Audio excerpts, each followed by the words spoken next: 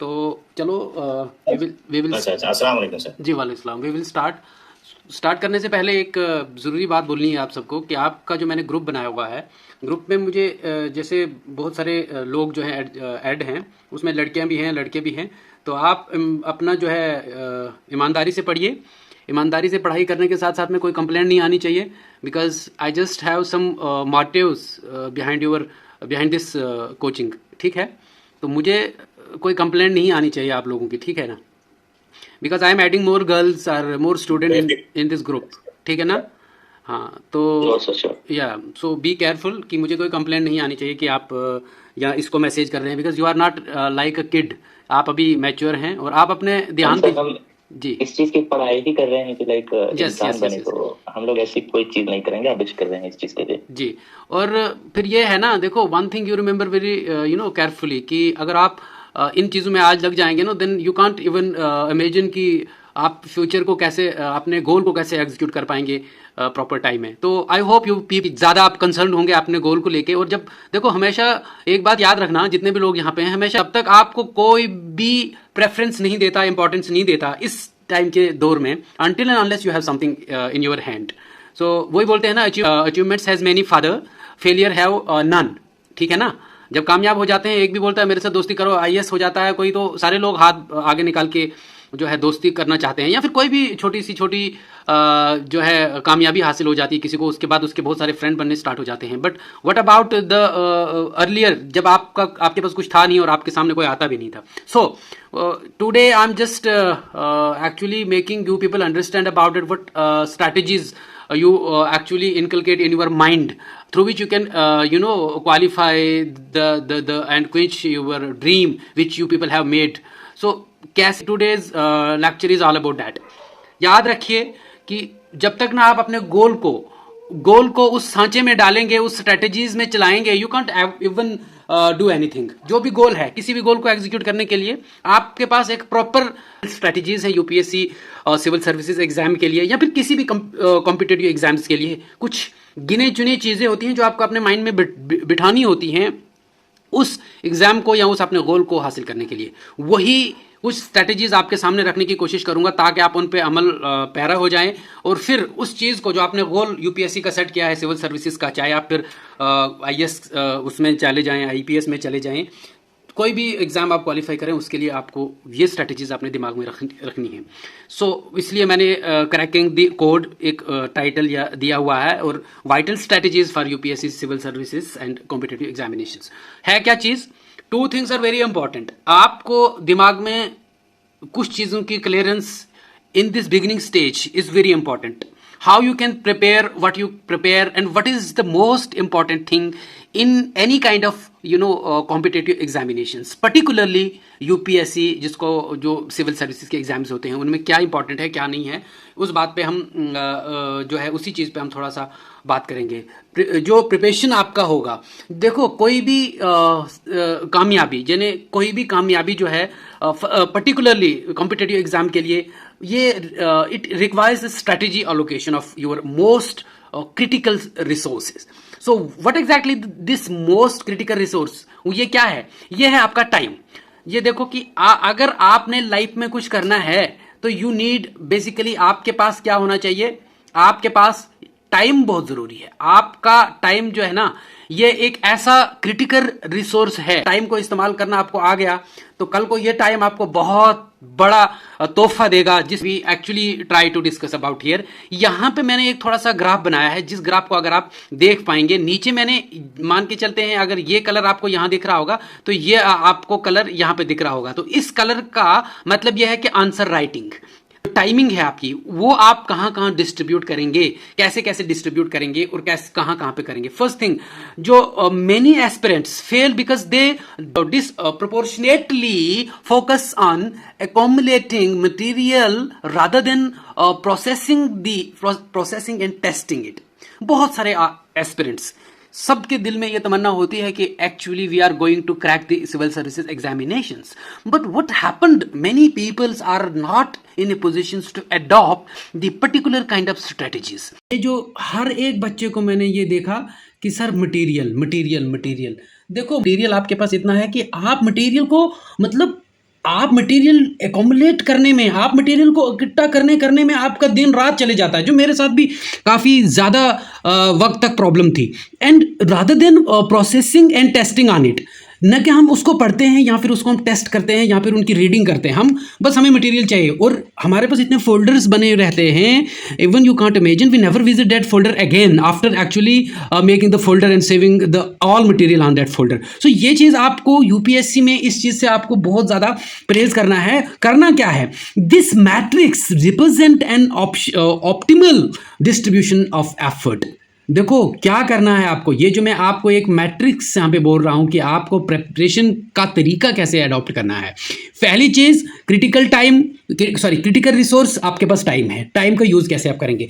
दूसरा, आपको material accumulate नहीं करना है कि ये भी चाहिए, ये भी चाहिए, ये भी चाहिए, ये भी चाहिए। No doubt you have to compare the materials from different sources, but you are not, आप फिर ज़्यादा ही लग जाओगे कि मुझे ये भी चाहिए वो भी चाहिए। पर्टिकुलर मटेरियल को लेने की बात करो, पर्टिकुलर मटेरियल को लो आप, ताकि आपके हद तक, इसीलिए हो ना सिलेक्टिव मटेरियल आपको लेना है। ऑप्टिमल डिस्ट्रीब्यूशन ऑफ एफर्ट्स करना है। कैसे ऑप्टिमल होगा, here you will see I have create basically a circle and I have try to distribute the time based on many studies, कि आपको कौन सा वक्त जो है, कितना वक्त किस चीज़ में आप देंगे, आप कितना वक्त किस चीज़ में देंगे, ये आपको दिमाग में बहुत ज़्यादा रखना है। आपका जो फाउंडेशन है वो आपका कम से कम आपका 40% टाइम जो है वो चीज़ आपकी लेगी, जिसमें आप मटेरियल रीडिंग करेंगे और 30% आप राइटिंग्स करेंगे, और आपका रिवीजन का भी उतना ही रोल है जितना आप राइट करेंगे। 20% आपने रिवीजन करना है। जो भी चीज़ आप लिख रहे हैं, until and unless you revise the particular things, आप आगे नहीं बढ़ पाओगे ना।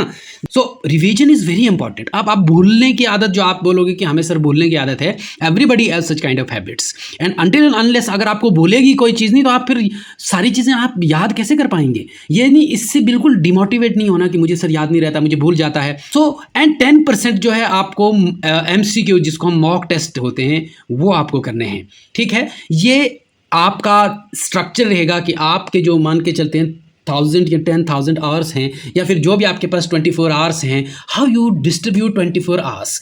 जब तक ना आप जो है 1 साल तक अपना प्लान बनाएंगे, उसको एग्जीक्यूट करने में आप डेली उठ के प्लान बनाते रहेंगे, तो how it is possible that फिर आप एग्जीक्यूट कब करोगे। फेज़ 1 में आपको क्या चीज़ करनी है जो बहुत इंपॉर्टेंट है, आप किस चीज़ को, first phase is decoding the matrix. जो हमने आपको अभी मैट्रिक्स दिखाया, उसको आपने सबसे पहले डिकोड करना है। How you will decode the matrix, ये इंपॉर्टेंट बात है।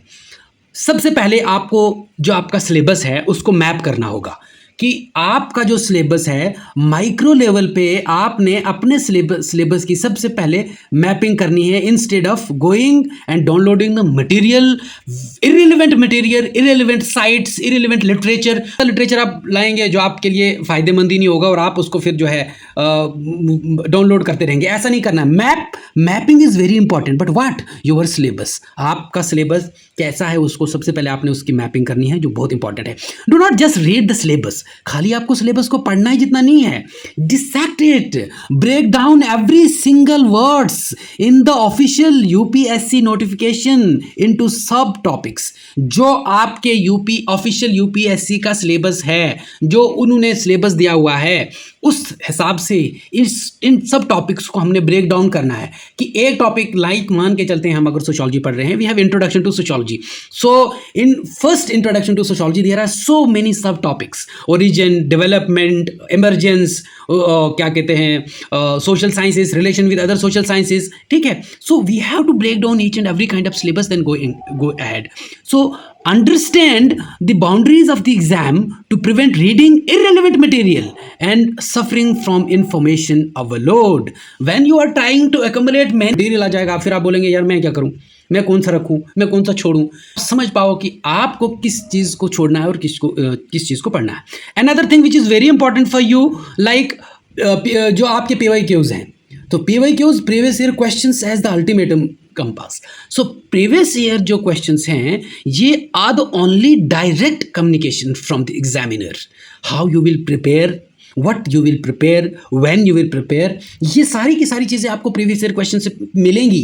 इन चीज़ों को हम पढ़ें, कैसे एग्जामिनर क्वेश्चन डालता है, कैसे हम उस क्वेश्चन का रिप्लाई करें, किस चीज़ से करें, क्या क्या उसमें चीज़ें हम इंक्लूड करें, तो ये सारी की सारी चीज़ें आपको प्रीवियस ईयर क्वेश्चन जो होते हैं उनसे मिल जाती है। अच्छा, यही चीज़ें हैं कि उसमें जो लास्ट के जो 10 ईयर के आपके MYQs हैं उनको आपने देखना है कि किस किस थीम्स में, किन किन सिलेबस के किन किन जगहों से कौन कौन से क्वेश्चन कैसे कैसे आते हैं। Then the next thing is how you can minimization of the resources. बहुत सारे रिसोर्सेज हैं आपके पास, लेकिन आप उन सब रिसोर्सेज को कैसे मिनिमाइज करोगे? What are the things through which you can minimize your resource?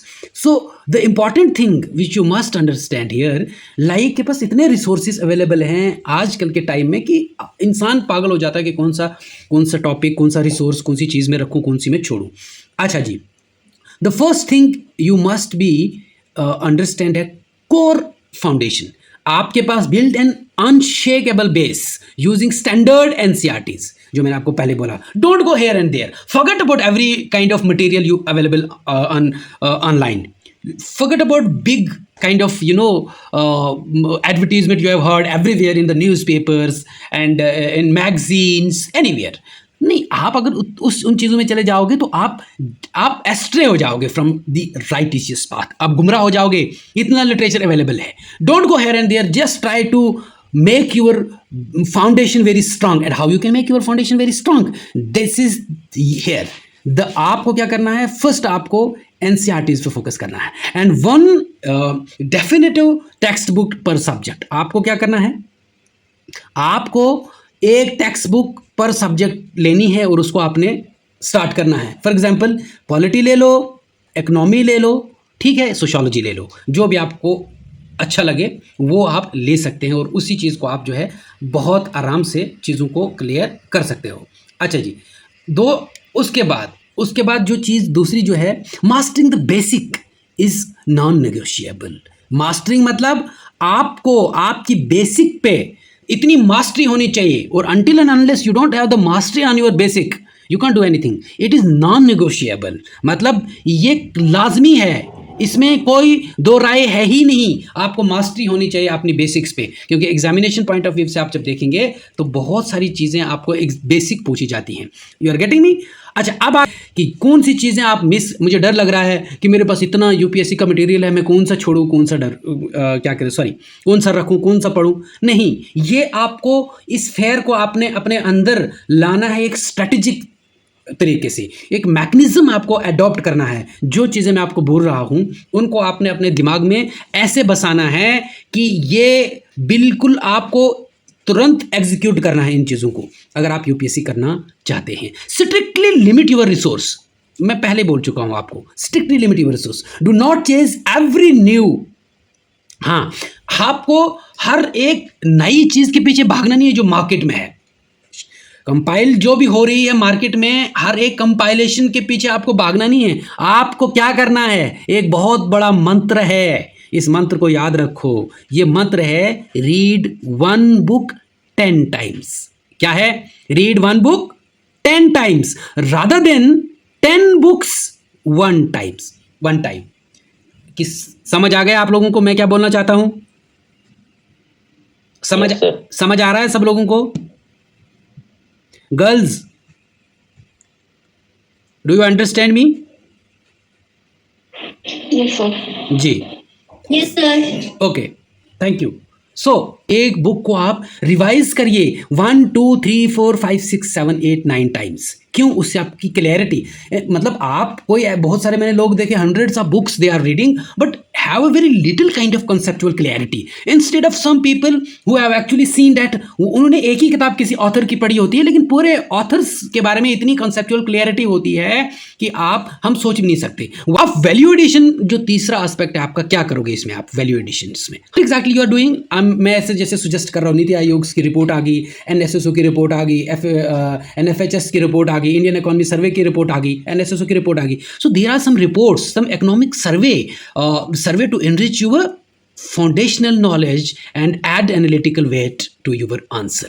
जब भी कोई क्वेश्चन आ जाए, लाइक आपको मोटिलिटी पे क्वेश्चन आ गया, when you don't know what exactly what are the national surveys which actually talking about or carried out certain kind of studies on motility, fertility, fecundity or population. So आप कैसे reply करोगे? आप खाली book से पढ़ोगे तो ऐसे थोड़ी चलेगा. You have to be very clear about these kind of additional knowledge through certain kind of national reports, economic surveys, which actually make some kind of clarity about you, that how much marginalized people are here, which kind of section of society is suffering more from illnesses, have some kind of face some kind of subjugations, and all these kind of things you will find there in certain kind of reports. The next thing जो है आपके पास integrated preparation आपका हो रहा है. जो पहले बोल चुका हूं मैं कि जो प्रीलियम है इसमें फैक्चुअल है, और आपका जो मेंस है ये एनालिटिकल है. दो चीज़ें आपको बहुत तरीके से और कायदे से याद रखनी है. मेंस एग्जाम ये आपका फैक्ट है, ऑब्जेक्टिव टाइप है, लग गया तुक तो लग गया, निकल गया तो निकल गया. But what exactly the mains is very analytical kind of things. Some time questions are coming very applied kind, in a very applied kind. So आपको हर चीज़ बुक से ही रिप्लाई नहीं करना है. You must be very analytical. आपको किसी बहुत सारे रिस्पॉन्स आपको अपने इर्द गिर्द के माहौल को देख के करने पड़ेंगे. सो आपके दिमाग में आ जाती हैं कि how I will now prepare for the mains examinations. ठीक है, so this will help you that how you can go ahead actually. So the next thing, one of the most important thing which everybody, particularly those who prepare for UPSC examinations, उनको जो है art of answer, बहुत answer writing बहुत ज़रूरी है. Because देखो answer writing is a art. Many people I have seen कि उनके पास रीडिंग तो है लेकिन उनके पास राइटिंग स्किल्स नहीं है, जहाँ से वो रह जाते हैं. Both things are very important, reading as well as writing. But sometime writing is basically very important, क्योंकि जब आप राइटिंग लेके अच्छे मार्क्स ले लेते हो ना, मेंस में अच्छे खासे मार्क्स ले लेते हो अपनी राइटिंग से, तो वाइवे में जाके आपको उन चीज़ों को डिफेंड करना पड़ेगा. लेकिन जब राइटिंग ही मार्क्स ही इतने हो जाएंगे तो वाइवे में अगर आपको 250 में से बहुत कम मार्क्स भी मिलेंगे, then still you will qualify the exam. So what I suggest you people कि कुछ चीज़ें आपको दिमाग में रख ली हैं. सबसे पहले आपको ये रखना है कि स्ट्रक्चर इज किंग. जिस तरह राइटिंग स्ट्रक्चर को भी एक किंग कहा जाता है. क्यों कहा जाता है और क्यों होता है? देखो, every answer must have a compelling introduction.